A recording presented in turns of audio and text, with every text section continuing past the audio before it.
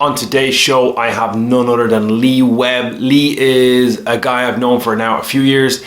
He has an extraordinary background and an exceptional story. From being in the military to helping people through fitness, Lee then had to overcome cancer and still to this day is fighting that battle. His story is one of just grit and just determination to keep doing what he needs to do so he can look after his family, he can impact others, and just lead a healthy, long life. Hope you enjoy the show. The big thing I say is you gotta win the morning. Heavy requirements on them to lift heavy weights. The conversation has to be changed. What you truly value. No right way and there's no wrong way. Become the source of struggle. I kept finding myself in tears from the physical pain. You're listening to the Stephen Kinsler podcast. Hey guys, welcome to the show. Today, my guest is Lee Webb. I've known Lee for, I think, about 2 years now through a coaching program that we're both in. Lee has a pretty impressive story, been in the military background. He coaches people, cancer survivor. And so we just want to, Lee, I just find Lee's story quite interesting. And I think a lot of people can resonate and learn from what Lee has to offer. So Lee, firstly, thanks for coming on the show. And let's start off at the beginning. So were you always a guy that was into their fitness before the military? I've always been into my fitness, even since the age of about 13, when I first started running.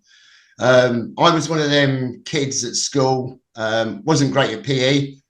Yeah. Literally hated football. But that was the only thing that boys back in the day, I mean, we're looking at the 80s, 70s and 80s, could ever play. And I just found football boring. It just didn't resonate with me. Nobody in my family really liked it. I did like rugby. So when I come to middle school, so we got a 3-tier system here in Bedfordshire. So when I went to middle school, we got to start cross country and I loved it, absolutely loved it. And then through cross country, I actually got a thing for fitness. I just started loving fitness. So even when I wasn't at school, I was still going out for runs. Yeah. You know, sort of like half-hour runs with a dog and things like that. But I needed that fitness anyhow to get me into the military, which was a pretty good thing. I mean, I wasn't a special soldier or anything like that. Served in Bosnia, served in Northern Ireland. You know, I wasn't, like I said, I wasn't a great soldier. I was probably more in the NAFI than what I was doing any kind of courses. And that's makes up about 80% of the British Army, to be fair. Yeah. Well, how long were you, what year did you join the Army and how long were you there? I was about 17 and a half, 18 when I first joined the Army. So I've done service both in the Territorial Army, as it was called back in the day, and of course in the regular Army as well. Which was, you know, it was brilliant life. I got to see a bit of the world. You know, I've been to Kenya, I've been to Bosnia, like I said, been to Northern Ireland, been to the United States, been to Canada. So I've been to a fair few places. And of course, the adventure training was second to none. For me, it was like being paid to go camping. So I didn't even see it as a job.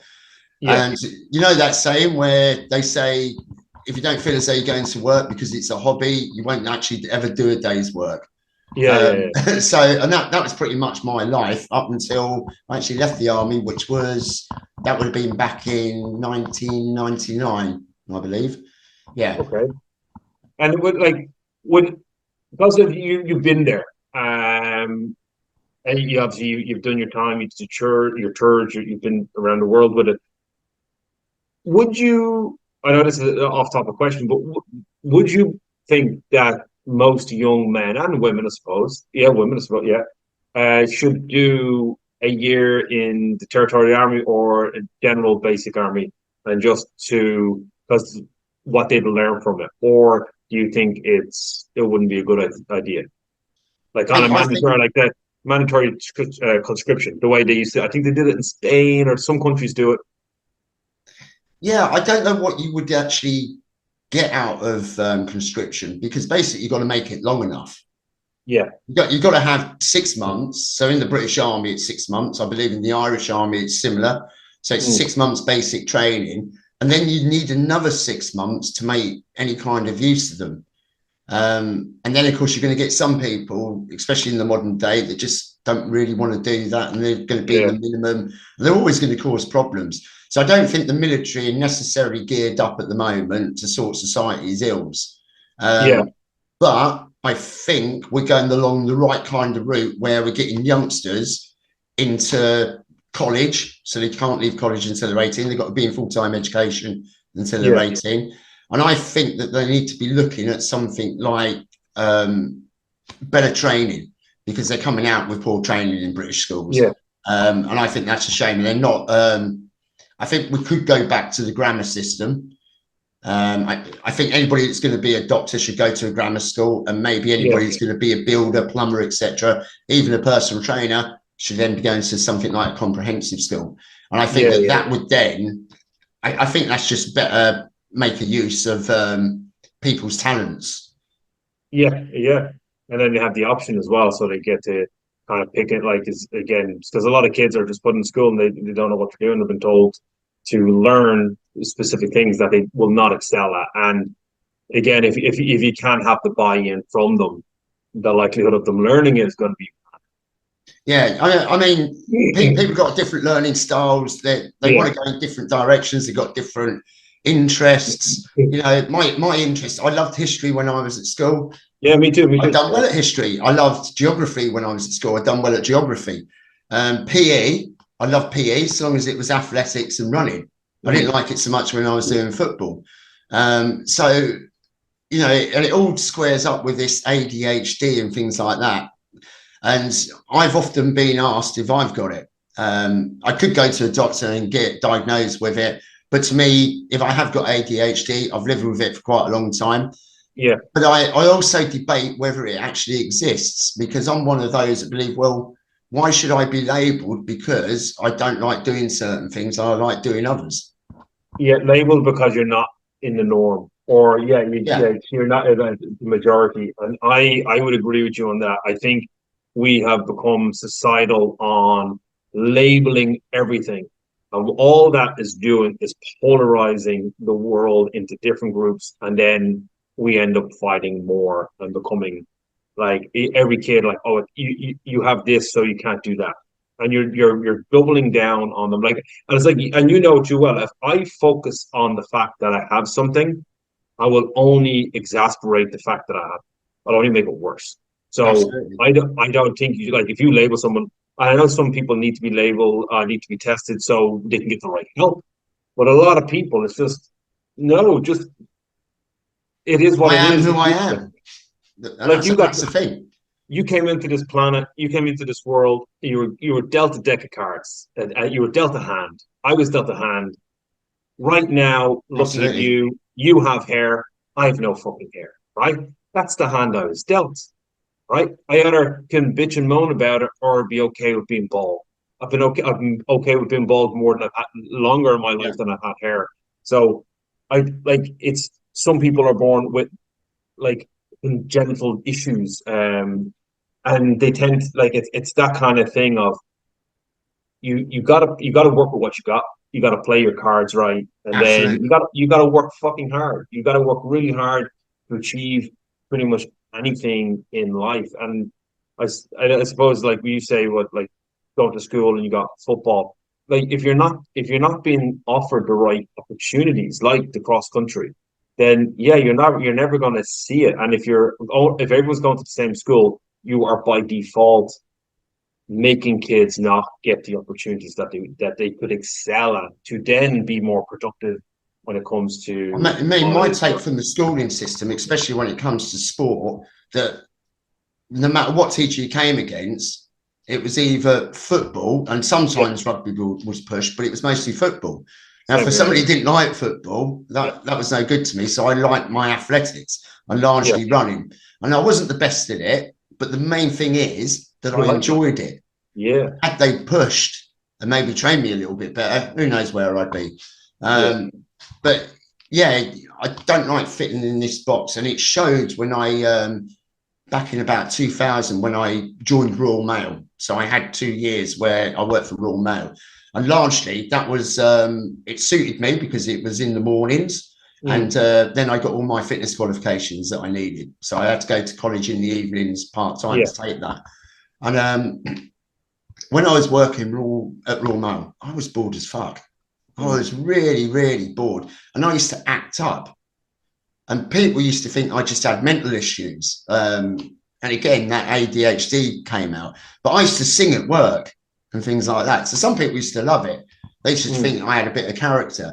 And while managers, they didn't like it. They used to put you down, you know, and it was on the management side of it, they just didn't like me shouting about and singing songs to everyone, you know. But that was my character. And I knew that at some point I was going to get out of that, because it was like a little factory setting, but you went out and delivered mail. So once you got out of the factory setting and was delivering your mail, beautiful job. You know, you're on your own, doing your own thing, chatting to people, you know. But I knew that I wasn't going to stop there, because I was going to get into the fitness industry once I got qualified. And then when you got into the fitness industry, where did you start? Like, what was, I know, like, the fitness industry for me, I've been doing this 20 plus years. It has changed dramatically, and it's constantly evolving, and we've seen things come and go. But for you, when you got in, when did you get into the fitness industry? What was the kind of trends, and what type of coaching were you doing then? Well, the first time I got in the fitness industry, I was a level 2 fitness instructor. And that was just basically as a gym instructor that showed people how to work machines, not putting programs together, but it was basically showing people how to work machines.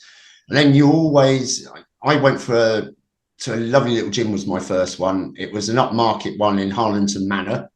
It doesn't exist there no more. I believe they've built on it. And it had a little swimming pool. The gym was really small. It probably had about 10 fixed weight machines. 4 or 5 treadmills. It was really small, but it was upmarket. So it was a really nice gym to train in and to start off in. But you kind of quickly get bored because you can't expand in a gym like that.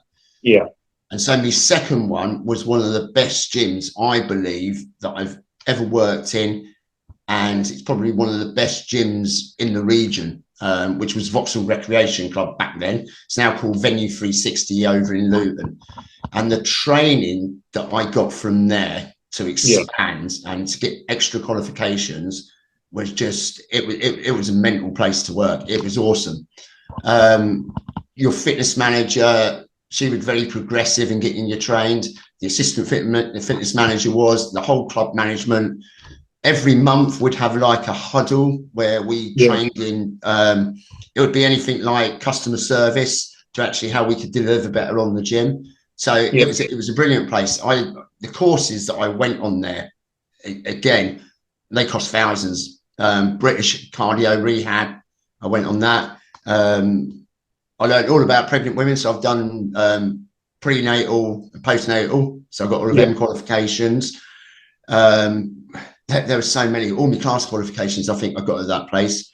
So things like aerobics, step aerobics, circuit training, boxercise. I've got the whole Chamuli, GP referral, all of that stuff. So that was a great time. But again, because the manager had been there, I think for about 10 years, the club manager, the gym manager had been there for about 5, the assistant gym manager had been there for a similar amount of time. So they weren't moving anywhere.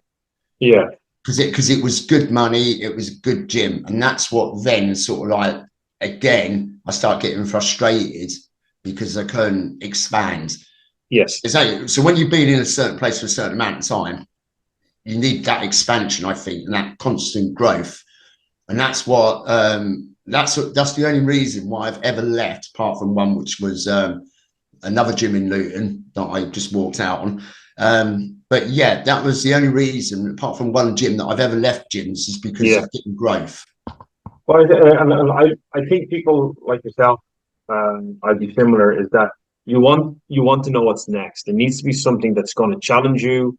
And then there's nothing wrong with just like you're happy in your position and you just do your thing and you get your wages at the end of the month and you're happy out and you live your life and you don't want to rock the boat. You just want to be nice and just stay on the stream. Absolutely. Whereas I'm always like, well, what's next? What can we do? How can I make it better?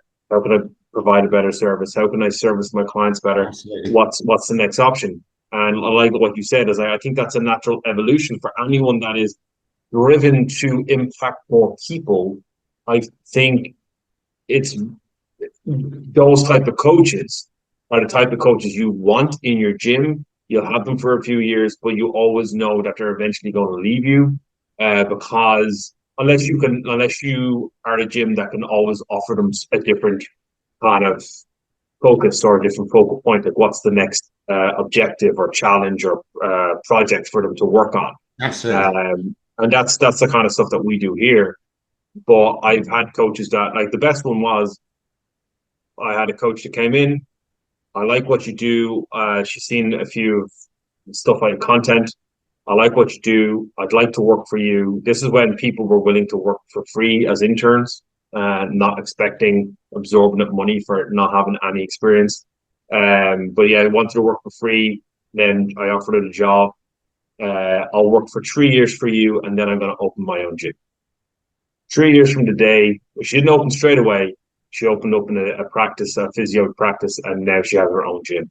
And we still talk today. And I was like, and she gave me 3 great years of coaching, and I coached her up to be a better coach. And that's the type of coaches I love to see, because these are people that are truly going to make, like yourself, make impact on other people's lives like no other. And then I'll open a rabbit hole and try and get into the negative side of coaches. That's what I love to see, because soon after Vauxhall Recreation Club, my next job was for a guy called Duncan. You probably know that, Jim. Yeah, I do. Yeah. So that didn't last too long. It was just an awful place to live. An awful place to work. So I stopped there. It was literally a matter of a couple of months. It was just a nightmare, understaffed, and they just wanted their buck out of you. They wanted you to work 8 days a week, 25 hours a day if they could. That's what they wanted. But my next job after that was Fitness First, which was brilliant place to work. And again, they'd done the courses back in the day. Now, there's been a big change in the gym industry where they don't do that no more. But back in the day when I first started, it was good. They'd done the courses, things like that. And then I had that was, I'm trying to think of the name for it now. It was like Group Fitness Manager, but they called it something else. I think it was a studio and events manager. So yeah, I became studio and events manager, and I actually done the job pretty well. And soon after, I went to work for their opposition in Bedford, which was Dragons, and that was also a good place. And that's where I met probably somebody who had a massive impact on me in the fitness industry, which is a guy called Chris. And he's still working in the fitness industry, but he had everything where he'd done things properly. He kind of trained you, brought you under his wing. So even though this guy was only 5 years older than me, it was kind of good to learn off him. Everything was done properly. And then that's where you got the processes set into place and the reason why we do things for. And it was just like the classes. That's when I really started then doing a lot of classes. Yeah. So I was okay doing things like boxercise I could do. Things like, you know, you sort of like step aerobics. I was okay doing that. Aerobics, I weren't too bad. I could do a safe, effective class. Whether it was enjoyable or not, I would probably argue even with myself. But at the time, they put me through a couple of more courses as well. One, which is Aqua, which is now, that makes up my biggest amount of classes. Really? So, how many Aqua aerobics classes do you do? At the moment, I've got 7. I used to do a lot more. I teach 7, but that's only because I get fatigued at the moment. So I teach 7 of them. I'm just trying to think if it is 7. Yeah, it is 7. So that's over 3 gyms. I am paid normally a little bit extra for them as well, so which is a good thing. And I've got a big following. So all the classes that I do, from Fitness First, where they're always packed with 30, because that's the amount that's allowed into that pool, right up to Kempston Pool, where we can have 55, and often it's just reaching full numbers all the time. But from when I started first teaching it back in the days of Dragons Health Club, I was scared going into there. Yeah. And I thought that first day, because there was a debate at the time whether you should have music in aqua Yes. or no music. And this was a big debate. And I think some of those ladies in there, they were kind of, they favoured no music. I didn't know that at the time because I took music in. But this was a bunch of ladies. So if their husband was a high court judge, they were also a high court judge. So they kind of wore their husband's occupation on the sleeve, if you know what I mean. Gotcha, It was very much like that. So these were well-to-do, well-kept ladies. And if they were unhappy, they would let you know. No messing about or anything like that. So very stoic type of ladies they were. So when I taught that first aqua class, half of them moaned, walked out. You could see them walking out bit by bit by bit. And I was left with about sort of 10 that just followed it through. And actually, them 10 actually said, well, he does a good class. I love the music and things like that. So I didn't put the latest disco vibes up. It was kind of music that was about 20 years old, but with a beat. So the next time I taught that aqua class, a load more people came. So it's 10, then it expanded to 12, and then it's expanded to full classes. And now, and I'm not blowing my own trumpet, but they can't get enough of me teaching aqua at the moment. I can't put any more aqua classes in. Yeah. Well, like if you think about so the people that left that, they were the ones that didn't like change.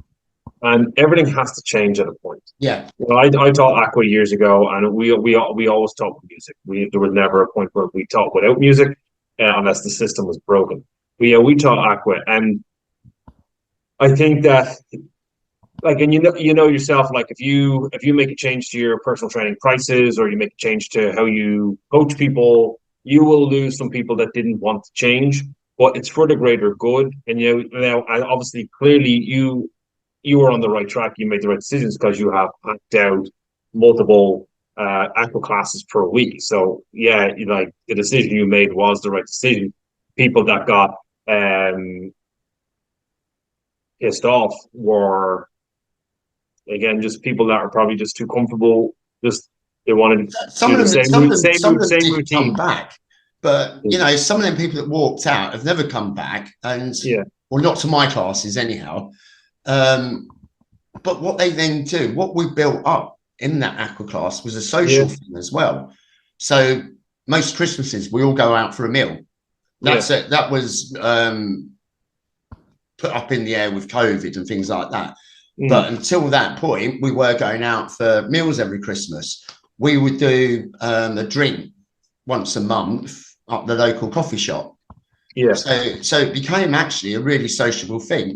I would actually stop after the aqua class for about another half hour and talk to these ladies and have some conversation with them. So socially, these classes were pretty good. And then soon after that, at the same club, I then started teaching spin as well. And I think I probably got equal recognition for the spin classes as what I did for my aqua classes, because that was another thing. I'd always been cycling anyhow. Yeah. I've always been a cycling nut. Probably cycling is up there where most people like football. I like cycling. So I actually got what I did outdoors on a real road bike out on that spin bike, and I put that into the spin bike with the good music as well. And I got a massive following right up to the point of COVID on spin even. So I used to get full classes at that, and especially at LA Fitness when I was there, because that was when I was at my height with spin classes, was at LA Fitness. And I used to just pack all the bikes out. No, not many other people actually did that, was pack them bikes out, pack them classes out. So again, it wasn't, I always thought I was a bit more of a boxer size kind of guy, circuits training because of the military background. But no, it ended up with me teaching a bunch of older ladies aqua and teaching some pretty good spin classes as well. And then obviously after COVID, I know you said, and obviously it's part of what we're going to talk about, is that with the aqua classes that you're running and the fatigue. So you also, and then did the cancer happen during COVID, or was it during COVID, if I remember correctly? It was in 2021 when I started Okay. feeling something was wrong. Yeah. And basically I had COVID, and that would have been sort of like March, April 2021. Yeah. So I was in bed for about 3-4 days. So it was bad flu to me. That's all it felt Yeah. like. And your energy just then goes down for about a week or two while you're recovering. Yeah. Well, Yeah. that was the usual thing, and that's exactly the same through flu. You take 2 or 3 weeks off where you just take it a little bit easier because you're still under the weather, and then of course you gradually get your energy back. Now 4 weeks after I had COVID, I then had a bleed on the inside of my throat. Okay. So I was coughing up blood was just pouring out of me. So my son Stephen, he then phoned up an ambulance, got rushed to the hospital. I started fainting, going into shock because my blood pressure was really dropping down. But then after about an hour, I was pretty much okay. They managed to stop the bleeding and things like that. Actually, the bleeding stopped on its own.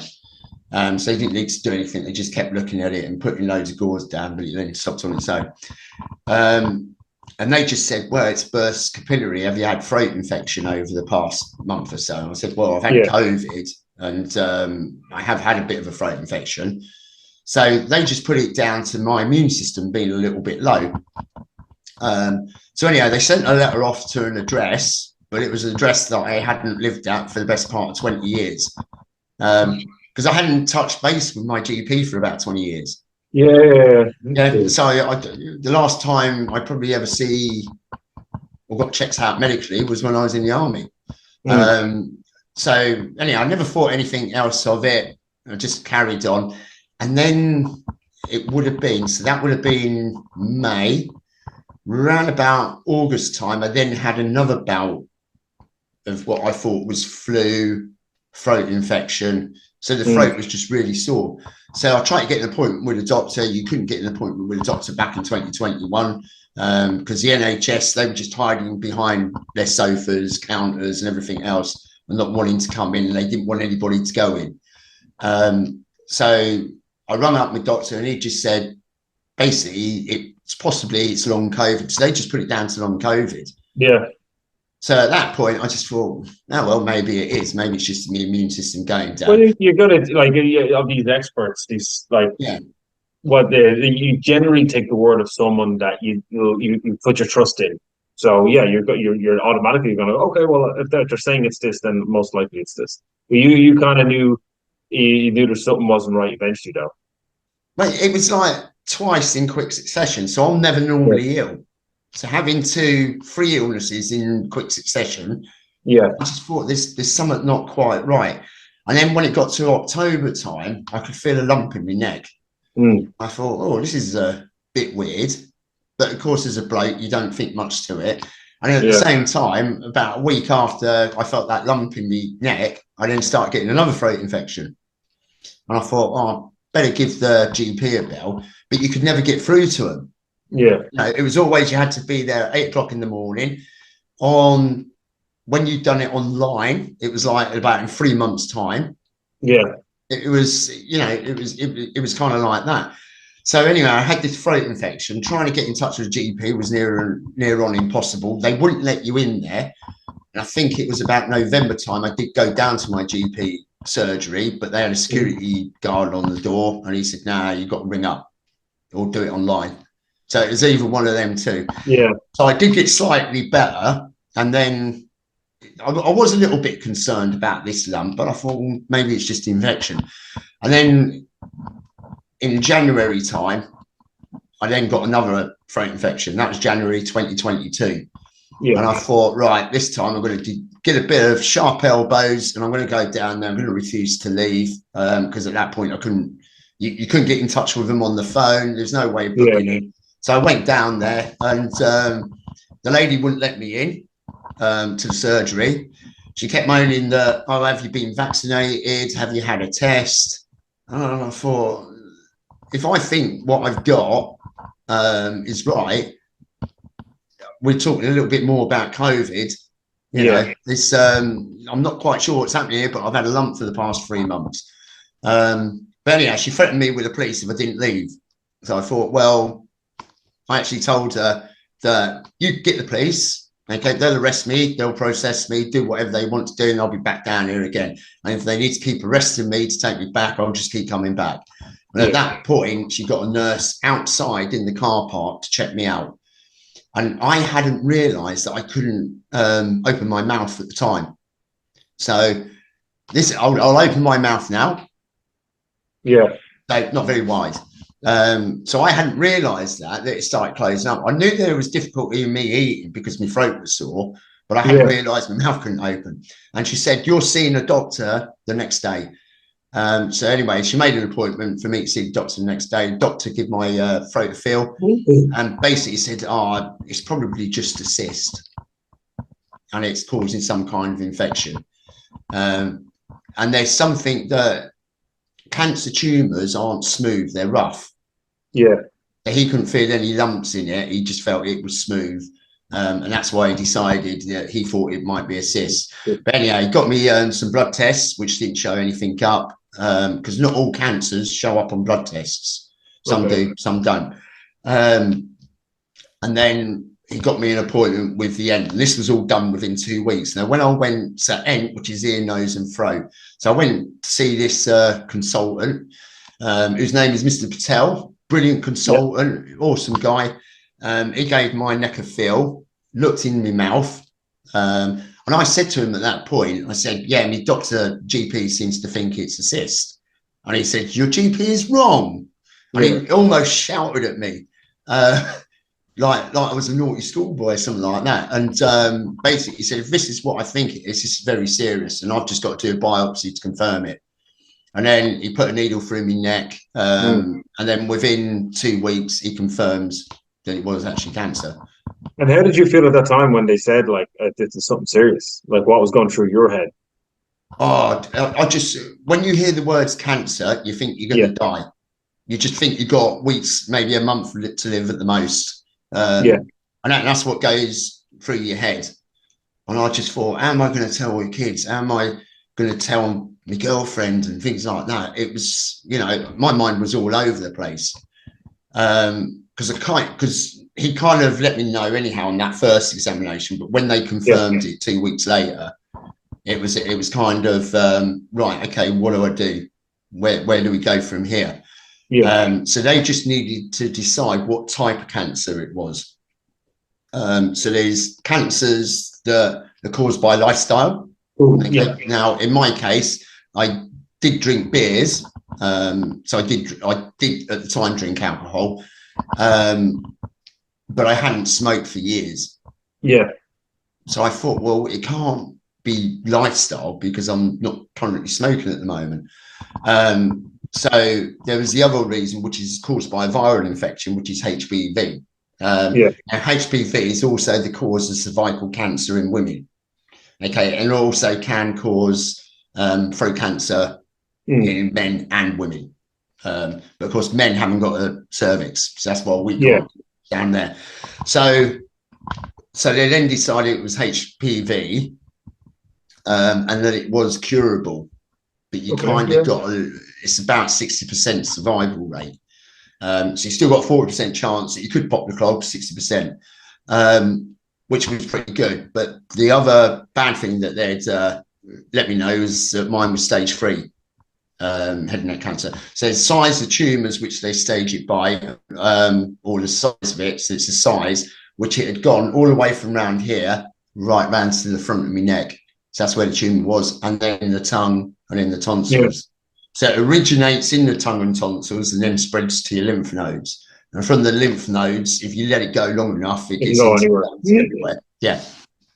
So even though I didn't smoke for years, you know, and that's what they didn't want, was to get it in the lungs, because potentially you're then chasing it about quite a bit. And then obviously you had a surgery. So what, obviously you had the surgery. Was it just a throat surgery? But was there any complications with that? No, I couldn't have any throat surgery at all. What did they do? So because in some cases, if they're early enough, they can operate. and remove the lymph nodes. In my case, because it had grown so much and it was right around here, and all the veins, arteries, and things like that, they couldn't operate. So what they had to do, they had to do 2 chemo sessions and 30 radiotherapy sessions, which was brutal. It was, at first I thought, oh, this is just a walk in the park. So so on the first day, which would have been actually 2 years ago today, round about this week. So I started it on a Monday. So I had to get this thing. So this is the mask that I kept, and that's what you wear over your face. So that was the first thing that I had to do, was get them molded and things like that. So there's a process before you even start the treatment, and then you have to have teeth taken out as well. So what they do, they take all your back teeth out. So the 2 at the back each side and 1 up top, and then any other teeth that they think can fall out within the next 2 years that you might need. So they remove all of them as well. How many teeth in total did you lose? So I lost 5 altogether. So they put me to sleep because I couldn't get my mouth open. They had to put everything through the nose. So it was a bit more of a dodgy kind of way of doing it. But they got it done. Because basically, because of my mouth opening, they were going to have to play about with my mouth, and that's why they decided to put me to sleep and knock me out. And they do that because of the radiotherapy around the jawline. So there are chances that the jawline can become very brittle, and it kills off the jawline. And so when that happens, what they don't want to be doing is any further dental treatment within the next 3 to 4 years. Because otherwise that starts breaking your jaw, and that's a lot more problems and things like that. So I had to have a load of dentistry done, and then I had to have a feeding tube put inside. So I had a new one, which was put actually just below the breastbone. So most people have it put directly in their stomach. And I think they realised, because I was quite active and would do things with my abs, that maybe it wasn't a good place to put it there. So I believe that they do that with a plate behind it as well. But with me, they put it through the breastbone, and it's a smaller thing, so it's held into place with a water anchor. So basically, it's a little ball. You inflate it once it's inside there, and then it's just constantly filled up with water, so it stops it falling out. So they put that into the upper parts of the stomach. To a certain extent, that's better, because it stops crapping out the other ends, getting diarrhea and things like that, which is a very common thing with the other one. So I didn't get so much as that. The only other thing, the bad thing about it, is it can give you throat infection, which I've got cancer. That's, I'm not going to be worried about throat infection. So that was the second procedure I had to have, and I had to have that done. So we had to wait 2 weeks between each procedure, just in case I got infected, because you can't go into treatment if you got infections. And with that, so obviously you're going through this, you have this kind of feeding tube. What were you consuming? Just like kind of replacement meal kind of stuff? So at that point, I was eating pretty much normal. Okay. So I was eating pretty much normal, but what they do, they prepare for later on. So you can't eat later on because your throat's that badly burnt from radiotherapy. Then you've got the feeding tube to rely on. And that did happen, though, didn't it? That did happen. So anyhow, I started my cancer treatment. That would have been about 2 years ago, precisely about now, halfway through April, and all the way through May. So the first session I went on, I had to have chemo. So there's all different various kinds of chemo, everything from tablets, and I only found out because of my own chemo journey and what other people were getting. So my chemo was basically the radiotherapy was going to kill the majority of the cancer cells in my neck and tongue, and anything else that was floating around, the chemo would take care of. And what that does, I had to take, I think it was about 5 anti-sickness tablets. So, and they're all different strengths for different parts of the day as well. So when I took the chemo, it gets put into your arm. It's an all-day thing. Yeah. they have to put a load of water in to hydrate, and then the chemo itself. So they put that all in, and then they send you off home after you've had your first radiotherapy session and your first chemo session with all of these anti-sickness tablets. Now, that first chemo session, I was sick. I couldn't eat for about 3-4 days. So the anti-sickness tablets didn't actually work, or not as effectively as what they could do. But from there on, I was then going to radiotherapy every day. So every day during the week, so 5 sessions each week. So you don't miss them out. Otherwise, it just mucks the whole thing out. So the second chemo session I had, that would have been about week 4. And at that point, my throat, if you can imagine, I'm sure you've heard of Simon Weston, who fought in the Falklands. Yeah, if you can imagine what his face looks like, that's what it was all like around here, around the neck and around there. It was just burning. I couldn't eat anything, and I was losing weight quite rapidly, especially after that second chemo session. I just couldn't keep anything down. It was just constant being sick.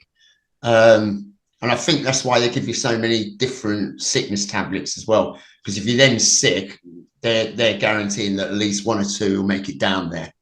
Yes, I get you. Will hopefully stop you being as sick as you could be.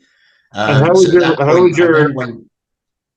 headspace on that? All when you were going through all that, you're a couple of weeks in, you've done chemo, you're doing your radiation every 5 days a week. It's starting to just kind of smash your body. How was your head? How were you mentally kind of handling it? Was it kind of like, I'm just getting through it, or was it just like a dogfight or bad days? Up until week 4, I just thought it was this walk in the park. I thought this is easy. And then when that week 4 hit, and then of course my throat started going as well. I couldn't speak. So at that point, I was then having to give a lot of classes up. So because most of my radiotherapy sessions were in the afternoon, so I got my classes done in the morning. Went up to Mount Vernon Hospital in the evening, or in the afternoon. Sorry, and I just thought it was walking apart. I thought, this is good. Obviously, because of my fitness and all of that, I was thinking brilliant, because I was running, still weight training, things like that. However, when it got to week 4, that all changed, because I couldn't eat anything. The throat was going. I was then trying to do these mouth exercises, which they give you, and that's to keep everything operating, because they knew that around about week 4, week 5, and that's when they actually prepared me for. They said, this is where you're going to get. It's going to get a bit tough. And it did. So I'd lost.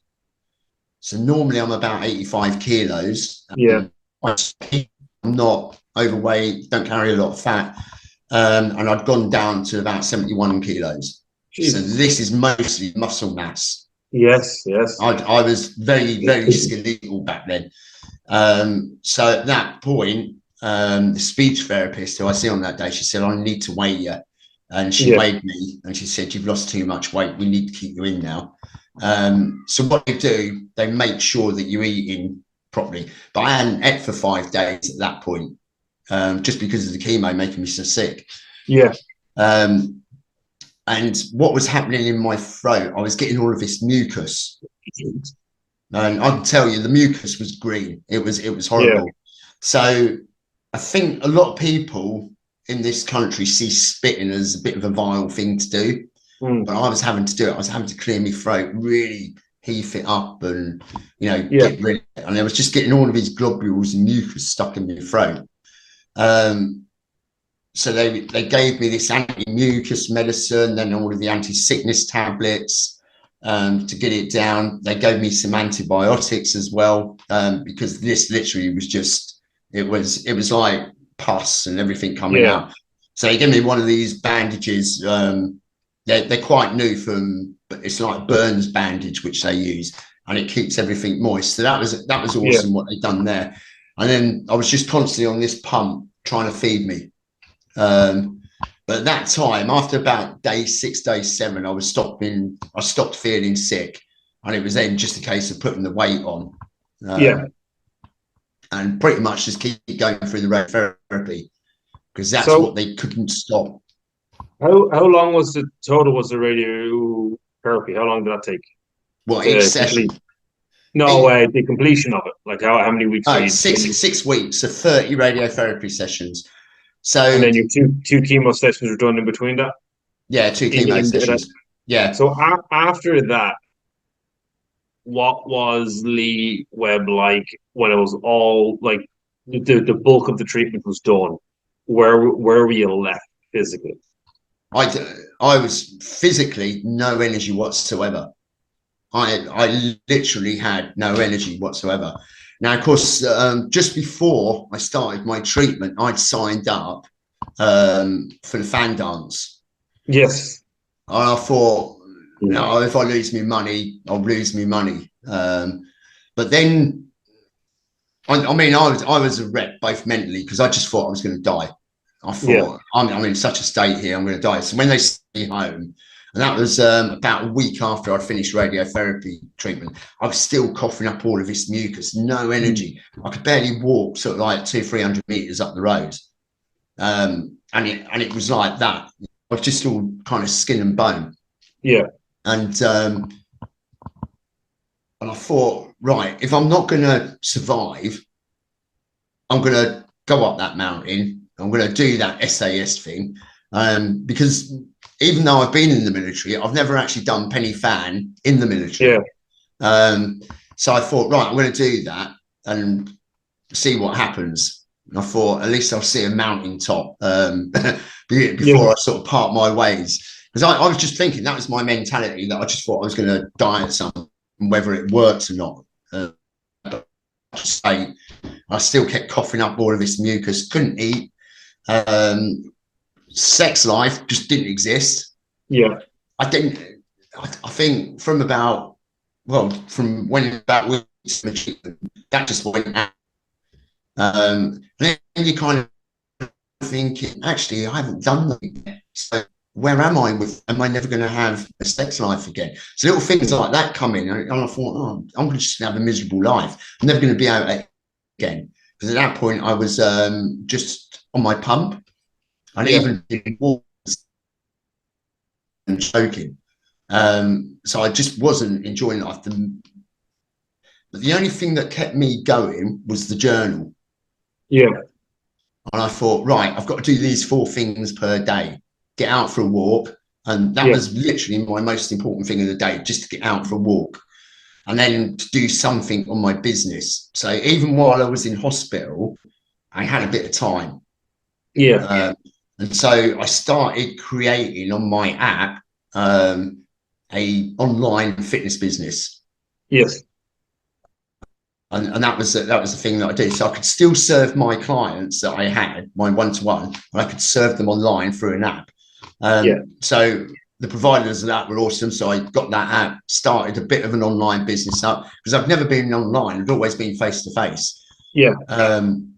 So that was one big help. And that was one thing I thought, well, at least I've got a little bit of money coming in if I just keep replicating and getting the work done. And that was the philosophy from Alliance and Paul, as you know. So I was doing the work.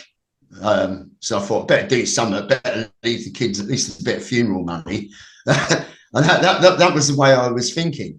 And then, of course, I think after about 2 weeks, I just then got a load of energy, and I started surging with me walking, things like that. So I was not running, and I thought, well, I'm going to try this. And the only way that I could do it with the fan dance, I thought, I've just got to keep food and water going in me. Yes. And that's it. That's the only way I can do it. I couldn't drink any water properly, even on the day. I had to load up water every now and again through my pump.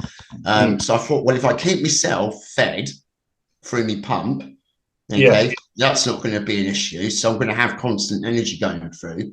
And just every now and again, I'm just going to shove a load of water into my stomach. So I arrived there 4 weeks after I'd finished my treatment. So I finished my treatment, I think it was I think it might have been even the 1st of June. It'd been right at the end of May, 1st of June. And then the fan dance was in July. Yeah.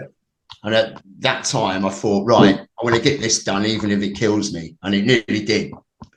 So all the medical professionals were telling me not to do it. Yeah. And I even got the looks when I turned up because I gave them this card that they had to have. So if I had any kind of seizure or things like that, it can be down to the radiotherapy and the chemotherapy, even up to about 2 or 3 months later. Yeah. So I gave this guy my card, and that's Denny Denham. So I gave it to me card, and he just looked at me all kind of like pumped up, with a hole in my chest, and he said, "Are you sure you can do this?" And I thought, well, I'm going to have a try, but there's my card just in case I have a seizure, and I went for it, and I'd done that in 6 hours, 6.5 hours. Yeah. Well, that's, like, you got to get it. Like, I suppose for anyone, it's kind of even if it's not cancer, it's just something that has literally set their life back or caused their bodies to like just kind of break down to a point. Is that what you were able to do? And I know obviously your pre-existing fitness would have stood to you, the mentality of it, but even after something so horrendous as cancer or anything that would relate to that same level, it's possible to go again, rebuild back stronger, and then keep moving forward. And the mental mindset that comes out of it as well. Yeah. It's and I think that some of that comes from the military and a little bit of my background as a kid, because if I wanted anything as a kid, I wasn't born with a silver spoon. I was born into poverty. Lino on the floor. We had frosty windows in the inside, and we had to go Newbiggin Beach and pick up sea coal, and that was our heat, effectively. In the way sometimes the old woman had to cook as well. So I was born into poverty. So everything that I've got, I've had to work for. If I wanted a football, I had to work for it. If I wanted a new bike, I had to go out and get a paper round and earn the money for it. So it was always, well, if I wanted something, it was earned. So I think I had that mindset to get me through, and I thought, well, I'm going to live the best life. I can't afford to go to Disney, but at least I can go up a mountain with a bunch of guys that have a similar kind of mindset. So that's the way I went with that. And then after I'd done the fan dance, that knocked me out literally for a week. I was sleeping. I was getting up in the morning, say like about 6 o'clock in the morning, and then by about 8 o'clock, I was back on the sofa sleeping for about 8 hours. But it was okay at that point because I was having loads and loads of food pumped into me, so I didn't need to get weight. So that really fatigued me for that week. And it was during that week that I thought, right, what else can I do? What else can I challenge? And I thought, I'm going to go out on the bike rides and I'm going to raise some money for Macmillan, because at that stage, Macmillan had been pretty good. I mean, my cancer nurse specialist was awesome. My whole team were awesome. My oncologist, he was great. So everybody, I had 4 hospitals here helping me to survive. So at that stage, I thought, right, I'm going to raise a bit of money for Macmillan, and I was going to cycle to all the hospitals. So it's about 100 miles. So I was going to take it in Luton first. That's where I had my teeth removed. Then over to Stevenage Hospital, which is where I had my pump fed, or my tube put in. And then I went over to Mount Vernon, which is kind of North London. And that's where I had all my cancer treatment. So I thought, right, I'm going to cycle to these hospitals and back. And we start at Bedford Hospital, where Macmillan are based as well. And then we'll just ride and raise as much money as possible. And at that stage, I wrote out to a couple of newspapers, started putting it out on social media that I wanted to raise money and things like that. And an old friend of mine then contacted me, Nana Aquia on GB News.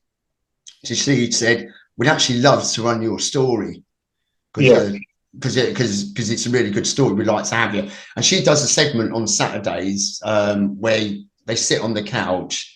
They just do a story for about 20 minutes. So it can be anybody's story, cancer story, disabilities and things like that. And I've known Nana since the days where she worked at BBC Three Counties, because I used to be on the radio show as well, giving my thoughts about anything from veganism to actually getting healthy and to Yeah. losing weight. So it was that kind of lifestyle show. And she said, well, come on to GB News and tell us your story. So that was my first thing that I'd done just before my bike ride. Yeah. And at that point, I thought, actually, this cancer journey has given me a bit of a gift. And that's what we're taught in our Alliance program by a coach. When you're going through a situation, look at the gift. Yeah. So whether that's a relationship ending, whether it's going through a cancer journey or disability, look at the gift that you can get from it. So that was my first gift, was actually going on national TV or national TV station with Nana and Queer. And at that stage, people were coming up to me in the street and giving me money for Macmillan. And I thought, these are trusting people. It was a weird experience. And then a second TV station got in touch with me, which was ITN News. So I got a segment on there as well. Yeah. About having delayed diagnosis for cancer because of the pandemic and its lockdowns. So we got on to ITN News and a few of the local papers as well. But some of these, so if you go with the right local paper, like there's some that own a load of local papers and it gets put on the internet everywhere. Yeah. So that was a big push as well. So I managed to raise, I think it's about £1,500 for cycling around all of these hospitals. And then, of course, the other money as well that was just given to me.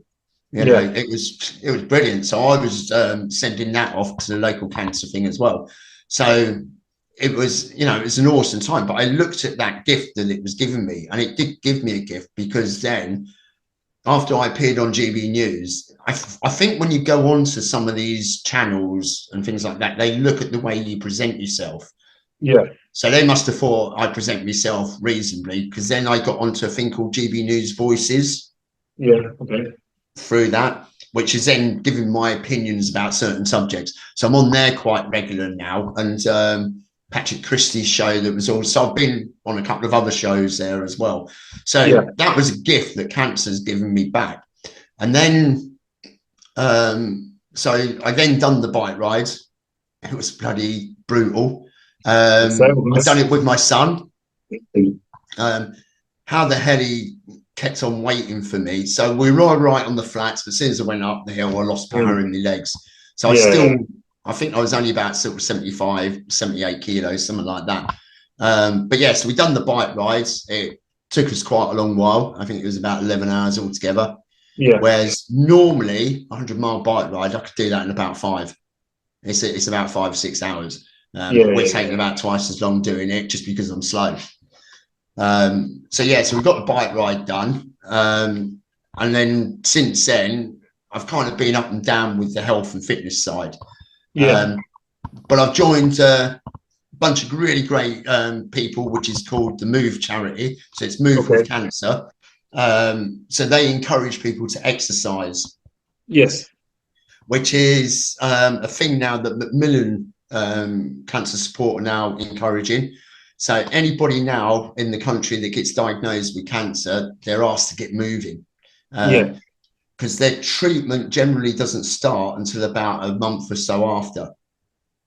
Okay, depending how aggressive and depending what cancer it is. But generally, treatments don't start until about a month after you're diagnosed, because they've got to look at what stage, what type of cancer is, where it's likely to go and things like that, what's caused it, etc. And then they've got to make a treatment plan for you as well.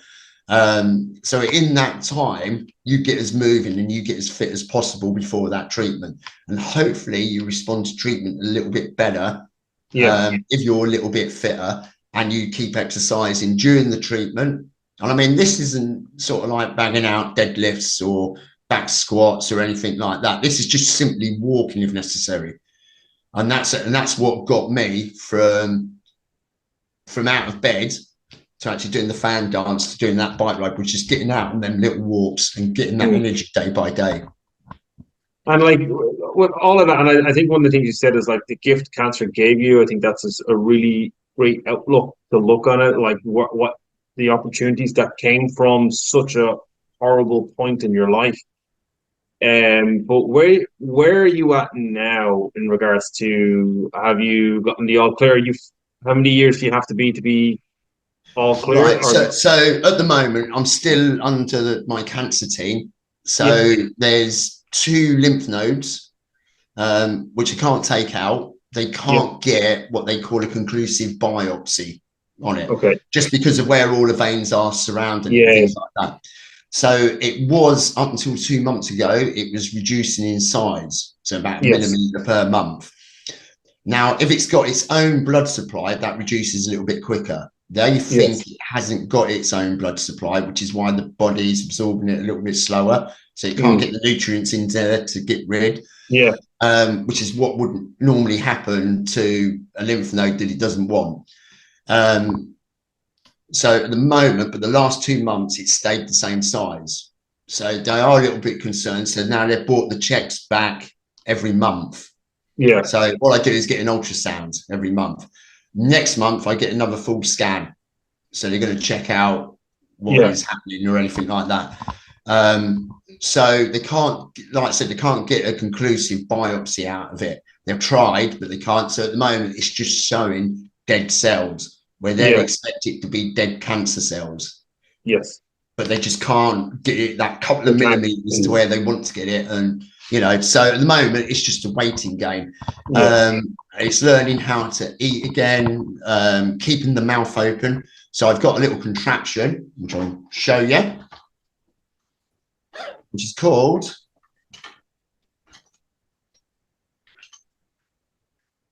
a Therabite. So it's one of these.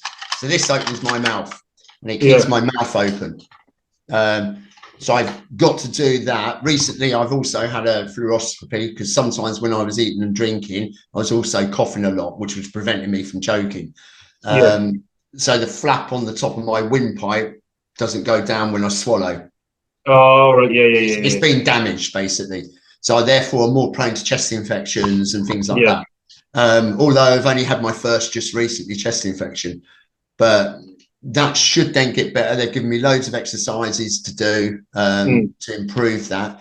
But it kind of like 2 years ago when I first started eating again, and when I was choking, it was like taking me an hour to eat a meal. Now I can eat a meal in about 30 minutes. So it's more, so it's a lot better. Progress.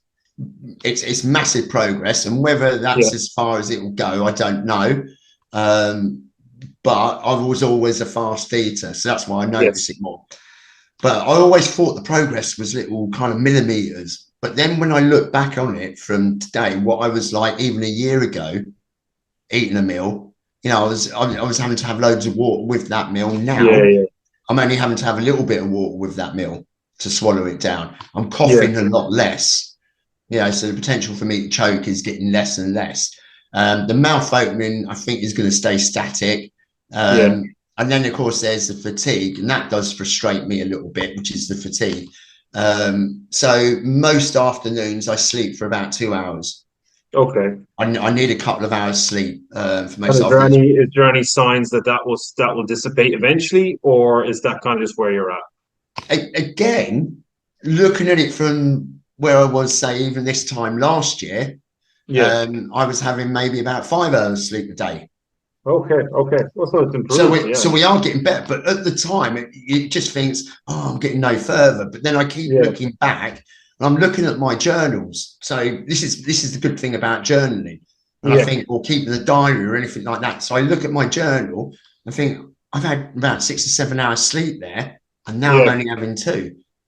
So it's a massive improvement. How much those small compounding effects that you don't really notice at the time, but when as you say, when you reflect on it, you get to see the results. Like going from like 5 hours, 6 hours a day to 2 hours is a huge improvement in when you put more time in the scope. Well, it's the same as the weight training. It's the same as it's the same as my running. So when I'd done my first run, which was with Move with Cancer, I think 5K. So it's done with the park runs last Saturday of every month.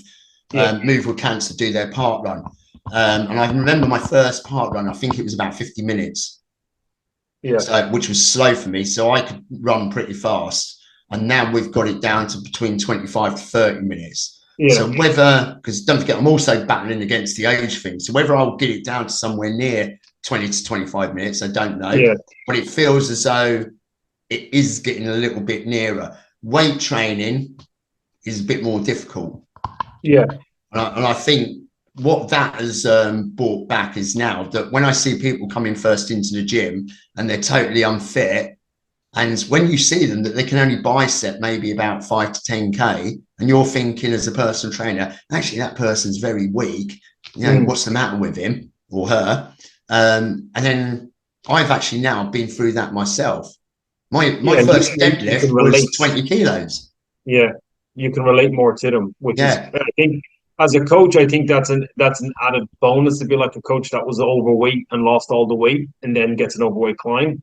Relate, more relatable. That's not to say that someone that's super fit and just healthy all the time can't relate or can't help someone, but I just think you have a more relatable story. So when someone's struggling, you go, I understand exactly where you're at, and I can guarantee you that if you keep turning up, it will get better. But Lee, because obviously we're just conscious of time, what is the plan for you now moving forward?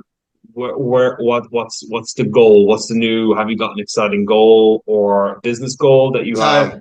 Business wise, I'm aiming to go more online now, because I just think the online model creates so much more time for me. Yes. So I'm going to do more of the things that I love. So it's things like one-to-ones. So turning up 6 o'clock in the morning in the gym. Okay, over the next few months, I'm getting rid of that, where I'm only going to have literally maybe a handful of one-to-one clients that I actually go face-to-face with. So most of that is now getting put on online. With classes, I'm going to be doing around about 10 classes per week. I've already got offers. No more aqua classes, however. I'm up to my limit with them. So I'm going to take on spin, maybe boxercise. So I'm going to do about 3-4 of them. So about 10 altogether. I want to do the bubble ride, so do Land's End to John O'Groats. That will be this year. And then next year, I think I will be even fitter. And let's hope we can get trips to Everest Base Camp. So I think that's in the longer term. Very cool. Certainly within the next 1 to 2 years. So I've got kind of planning for business. And even if I do go back on the health side of it, you know, I can still push forward with a lot of these goals. Exactly. Yeah. Lee, for anyone that kind of wants to follow you or is interested in your story or what you offer, where can people find you? They can find me on www.bodyfirstpt.co.uk, or they can follow me on Instagram, which is bodyfirst_PT. So they're the best ways to get me. I'm also on Facebook, but you'll get me through Facebook, through Instagram. And we will we'll put all the links in the show notes obviously below this episode.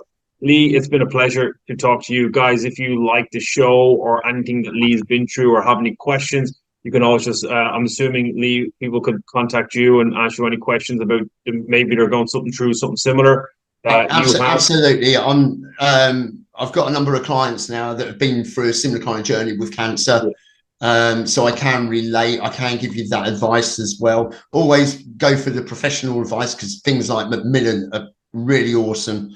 And I think you've got an equivalent over there in Ireland as well, I believe. Yeah, we do. But because I've been through the journey and a lot of the nurses themselves haven't, and I think, you know, a lot of people like that actually they don't feel stupid.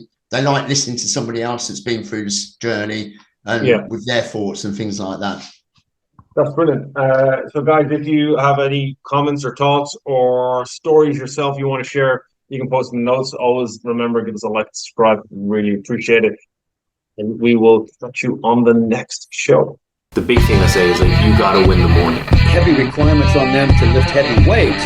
The conversation has to be changed. What you truly value. No right way and there's no wrong way. Become the source of struggle. I kept finding myself in tears from the physical pain. You're listening to the Stephen Kinsler Podcast.